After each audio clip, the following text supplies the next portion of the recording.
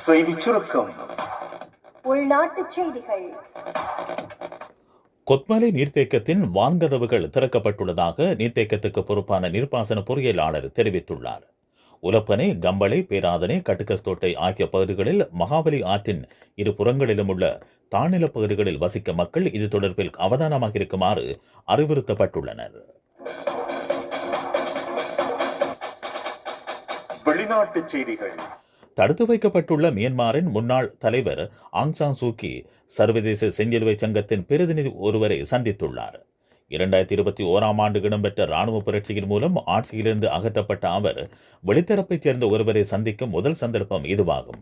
எனினும் இந்த சந்திப்பு இடம்பெற்ற இடம் அல்லது கலந்துரையாடப்பட்ட விடயங்கள் தொடர்பான தகவல்கள் வெளியாகவில்லை. விளையாட்டுச் செய்திகள். ஆசிய கிண்ண மகளிர் கிரிக்கெட் தொடரை எதிர்வரும் 28ஆம் தேதி முதல் செப்டம்பர் 13ஆம் தேதி வரை ஐக்கிய அரபு ராஜ்யத்தில் நடத்த ஆசிய கிரிக்கெட் பேரவை எதிர்பார்த்துள்ளது. எனினும் இது தொடர்பான உத்தியோகபூர்வ அறிவிப்பு இதுவரை வெளியிடப்படவில்லை. இந்த தொடரில் 8 அணிகள் பங்கேற்க உள்ளன. இந்த முறை ஆசிய கிண்ண மகளிர் கிரிக்கெட் தொடர் 6வது தடவையாக நடைபெறவுள்ளது. செய்திச் சுருக்கம் கேட்டீர்கள்.